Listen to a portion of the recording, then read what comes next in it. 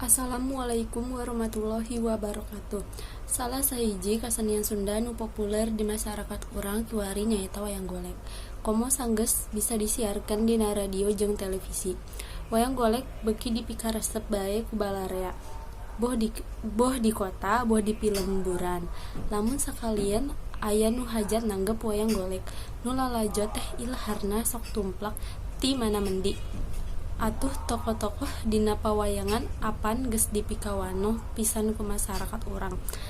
Upamana bae Gatot Kaca, Arjuna, Bima, Dorna, Semar, Si Cepot jeung sajabana. Ieu hiji bukti yen kasenian wayang golek teh geus raket pisan jeung batin urang Sunda. Wayang golek teh hiji pagelaran anu mangrupa gabungan sababaraha unsur kasenian, nyaeta seni sastra atau lalakon, seni karawitan atau gamelan, seni suara atau sinden, jeung seni gerak atau tari atau gerak-gerik wayang.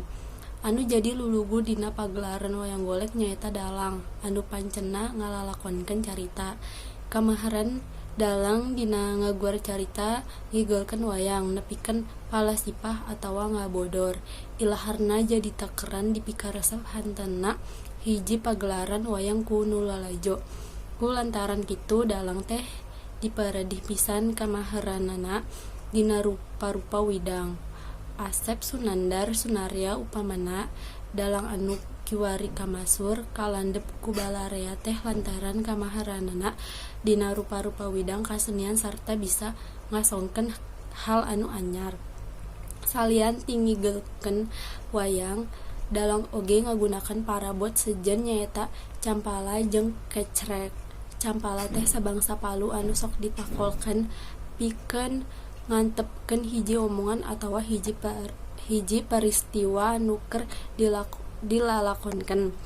Ari kecrek pikeun ngantepkeun suasana, utamana dina adegan perang tanding. Di sageudeungan dalang nayaga oge nyekel kalungguhan anu penting. Apan paran nayaga pisan anu nabeh gamelan teh waditra kasenian anu ilahar digunakan dina wayang golek, diantarana kendang, gong, saron, bonang, jenglong, gambang, jeung rebab. Carita nu keur dilalakonkeun ku dalang sok diselang-seling ku sinden, nyaeta juru kawi atau tukang ngawih anu nembangkeun lalaguan ilaharna lagu anu ditembangkeun ku sinden luyu jeung peristiwa anu keur dilalakonkeun. Upamana bae dina peristiwa pikasedihan sinden nembangkeun lalaguan anu sedih.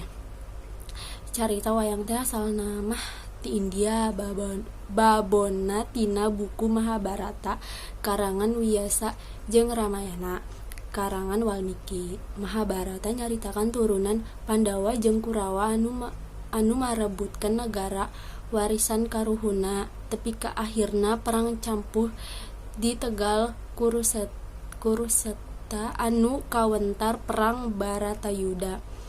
Ari Ramayana nyaritakeun Rama jeung Sinta. Dina Ramayana aya sempalan carita anu ngalalakonkeun Sinta diculik ku Rahwana, raja nagara Alengka. Sabada peperangan Sinta bisa dipimilik deui ku Rama sarta dititah labu geni atau ngaduruk maneh pikeun ngabuktikeun kasucian dirina. Sanajan asalna ti India, wayang teh geus jadi banda budaya Sunda. Kulantaran kitu salaku urang Sunda tangtu bae urang kudu milu ngariksa sangkan wayang golek tetep langgeng dipikaresep ku balarea. Sakurang-kurangna urang kudu wanoh sarta mikaresep kasenian wayang golek. Sampai sini saja yang bisa saya sampaikan. Maaf jika banyak kesalahan kata. Wassalamualaikum warahmatullahi wabarakatuh.